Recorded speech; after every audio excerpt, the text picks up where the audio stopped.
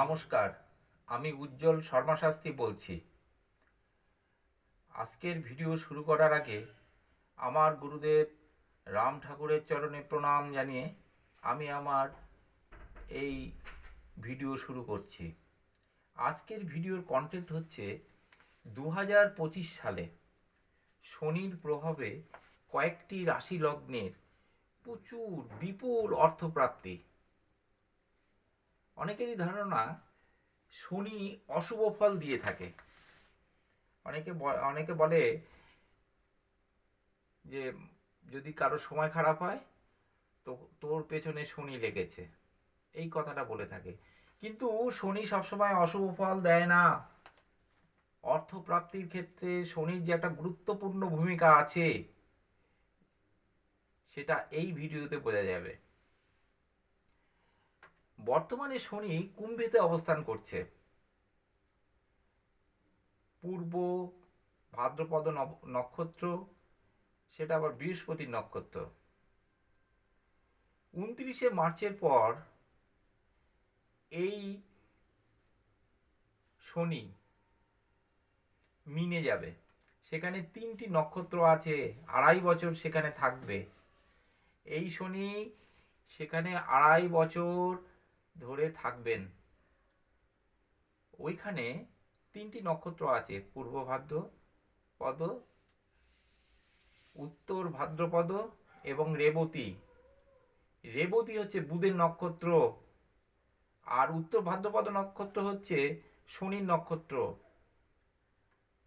শনি যখন গোচরে রেবতীর সঙ্গে আসবে তখন একটু সমস্যা সৃষ্টি করবে কিছু রাশি লগ্নের। যেমন ধরুন সিংহ, কন্যা, তাদের নার্ভের রোগের সম্ভাবনা আছে।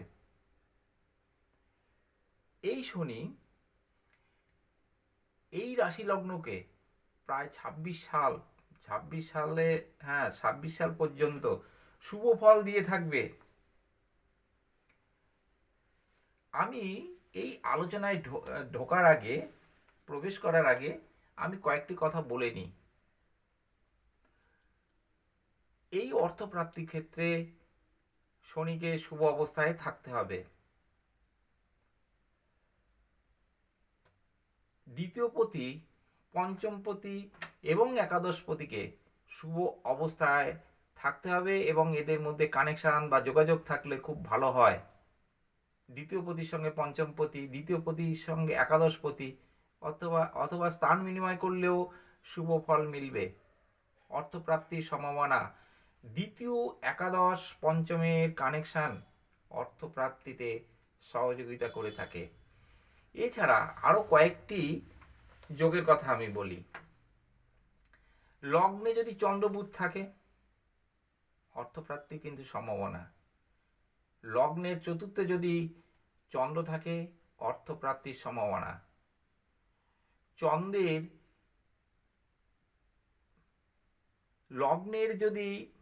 লগ্নের যদি চতুর্থে চন্দ্র, লগ্নের যদি দশমে বৃহস্পতি, ভালো ফল দেবে এই প্রাপ্তির ক্ষেত্রে। একাদশে রাহু কেতু থাকলে তো কথাই নেই, সম্ভাবনা থাকবে, কিন্তু এদেরকে শুভ অবস্থায় থাকতে হবে।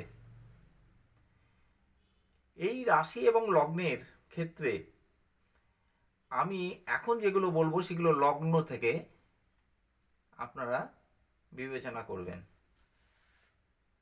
দ্বিতীয় যদি চন্দ্র মঙ্গল থাকে তাহলে কিন্তু অর্থপ্রাপ্তির সম্ভাবনা। কারণ আরেকটা জিনিস, দ্বিতীয় এবং একাদশ হচ্ছে অর্থকারক ভাব। এদের গোচরে চন্দ্র যখন এদের উপর দিয়ে যাবে, এমনকি পঞ্চম স্থানের উপর দিয়ে গেলেও, পঞ্চমপতি যদি শুভ অবস্থায় থাকে তাহলেও কিন্তু লটারি প্রাপ্তি, ধনপ্রাপ্তির সম্ভাবনা থাকবে। সম্পদ নক্ষত্র প্রত্যেকটা মানে নেটাল চার্টে,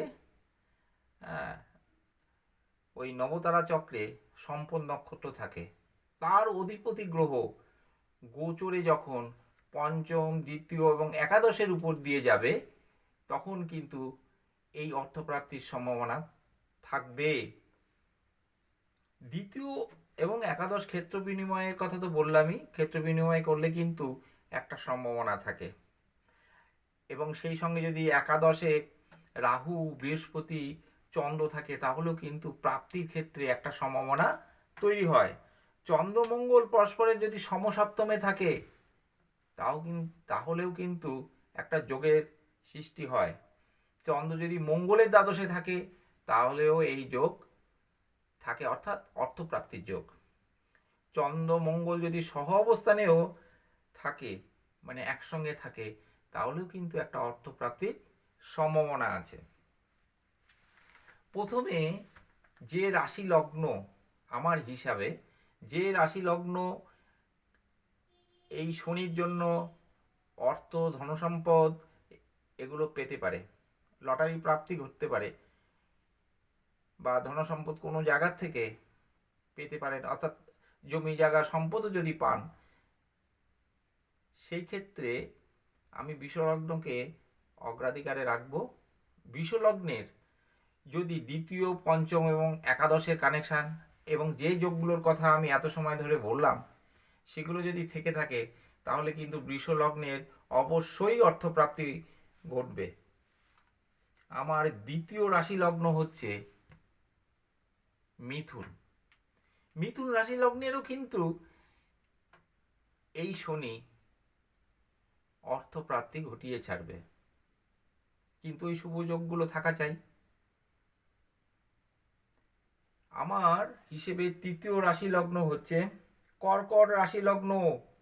এই কর্কট রাশি লগ্নের ক্ষেত্রে একটা কথা বলতেই হয়, এদের দীর্ঘদিন ধরে অশুভ সময় চলছে। এই কর্কট লগ্নের মিলিয়ে নেবেন, এপ্রিল মাসের পর থেকে শুভ সময় আসছে এবং এদের দ্বিতীয়পতি রবি, পঞ্চমপতি মঙ্গল এবং একাদশপতি হলেও শুক্র, এদের যদি একটা সংযোগ স্থাপন হয় এবং নেটাল চার্টে থাকে বা জন্মছকে থাকে তাহলে কিন্তু এরা শনি কিন্তু এদেরকে প্রাপ্তি দেবে। আরেকটি কথা বলি, যদি কর্কট রাশি লগ্নে শনির দশা চলে, শনির মহাদশা চলে, বিষ লগ্ন রাশিরও যদি শনির মহাদশা চলে তাহলে তো আর কথাই নেই, 100% লটারি প্রাপ্তি, অর্থপ্রাপ্তি ঘটবেই, একদম নিশ্চিতভাবে বলা যায়। তবে ওই যে যোগগুলোর কথা বললাম লক্ষ্য করতে হবে, দ্বিতীয় পতি শুভ আছে কিনা, পঞ্চম পতি শুভ আছে কিনা, একাদশ পতি শুভ আছে কিনা দেখতে হবে। এবং একাদশে যদি রাহু কেতু থাকে তাহলে কিন্তু বিরাট সম্ভাবনা, কিন্তু দেখতে হবে তারা শুভ অবস্থায় আছে কিনা। আমার দ্বিতীয় দ্বিতীয়ত বললাম 1 2 3, চতুর্থ যে রাশি লগ্নের ক্ষেত্রে অর্থপ্রাপ্তির সম্ভাবনা আছে তা হলো কন্যা রাশি লগ্ন। এই কন্যা রাশি লগ্নের কিন্তু দীর্ঘদিন ধরে অশুভ সময় চলছে। এদের শুক্রকে কিন্তু ভালো থাকতে হবে এই প্রাপ্তির ক্ষেত্রে। শুক্র শনি, শুক্র তো নবমপতি কন্যা রাশির লগ্নের, এই শুক্রকে শুভ অবস্থায় যদি ন্যাটাল চার্টে থাকে এবং গোচরে যদি শুভ গোচর হয় তাহলে কিন্তু অতি অবশ্যই এই কন্যা রাশি লগ্ন 2025 সালে ভালো ফল পাবেই। অর্থ সম্পদ প্রাপ্তির বিরাট বিরাট যোগ রয়েছে। এই শনি কিন্তু এদের অর্থ প্রাপ্তি ঘটিয়ে ছাড়বে। তারপরে রাশি লগ্ন হচ্ছে তুলা রাশি লগ্ন। এই তুলা রাশি লগ্নেরও কিন্তু বিরাট সম্ভাবনা আছে। এই শনি কিন্তু তুলা রাশি লগ্নকে প্রচুর ধন সম্পদ দিয়ে যাবেই যাবে। এই 25 সাল 26 সাল বিরাট একটা সুযোগ কিন্তু এদের জন্য এনে দেবে। আমার শেষ রাশি লগ্ন হচ্ছে ধনু। এই ধনু রাশিরও কিন্তু এই শনি অর্থ দিয়ে যাবে। অর্থ সম্পদ প্রাপ্তির ক্ষেত্রে শনি এই ধনু রাশিকে অনেক কিছু দিয়ে যাবে। মিলিয়ে নেবেন লিখে রাখতে পারেন কাগজে, খাতায় লিখে রাখুন। অবশ্যই এরা কিন্তু এই 2025 এমনকি 26 সালেও বহুবার কিন্তু এদের অর্থপ্রাপ্তির সম্ভাবনা রয়েছে। তাহলে আমি যে রাশি লগ্নগুলো নিয়ে আলোচনা করলাম, বৃষ রাশি লগ্ন, মিথুন রাশি লগ্ন, কর্কট রাশি লগ্ন, কন্যা রাশি লগ্ন, তুলা রাশি লগ্ন এবং ধনু রাশি লগ্ন, কিন্তু একটি কথা বলিনি, অর্থপ্রাপ্তির তো কথা বললাম, কিন্তু অশুভ গ্রহগুলোর প্রতিকার বিধান করতেই হবে। দ্বিতীয়, পঞ্চম, একাদশ, আয় অধিপতি একাদশ, তো প্রাপ্তির ক্ষেত্রে একাদশের বিরাট ভূমিকা। দ্বিতীয় ধনস্থান, এই দ্বিতীয় এবং একাদশের সঙ্গে যদি পঞ্চম সহযোগিতা করে, মানে ওই গ্রহ পঞ্চমপতি শুভ অবস্থায় থাকে, এবং সর্বশেষ বলি শনি যদি শুভ অবস্থায় থাকে, তাহলে আমার এই যে আলোচনা বৃথা যাবে না। এই আলোচনায় যে সমস্ত রাশি লগ্নগুলোর কথা বললাম তাদের কিন্তু অর্থপ্রাপ্তি ঘটবেই ঘটবে। লিখে রাখবেন সাদা কাগজে। আমি শেষের দিকে একটি কথা বলবো, আমার এই আলোচনা যদি ভালো লেগে থাকে, লাইক, শেয়ার, সাবস্ক্রাইব অবশ্যই করবেন। তাহলে কিন্তু আমার পরবর্তী ভিডিও তৈরি করতে আমি একটা এনার্জি পাবো। আশা করি আপনারা আমার সঙ্গে থাকবেন। অনুষ্ঠান শেষের আগে আমি আর কয়েকটি কথা বলি। গ্রহ প্রতিকার আপনারা অবশ্যই করুন। এই সুবর্ণ সুযোগ নষ্ট করবেন না। এই অশুভ গ্রহগুলোর প্রতিকার করুন।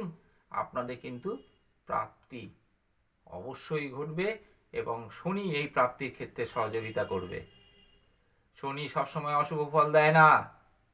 শনি হচ্ছে কর্মপতি।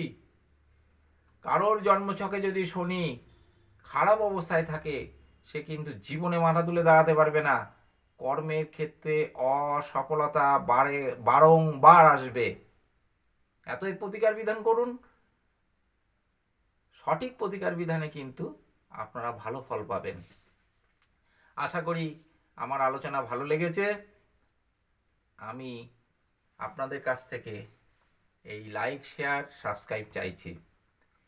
সবাইকে ভালো সব নমস্কার জানিয়ে সবাই ভালো থাকুন, সবাই সুস্থ সুন্দর থাকুন, এই আশা রেখে অনুষ্ঠান এই ভিডিও শেষ করার আগে আমি আমার গুরুদেবের চরণে প্রণাম জানিয়ে আজকের মতো ভিডিও আমি এখানেই শেষ করছি।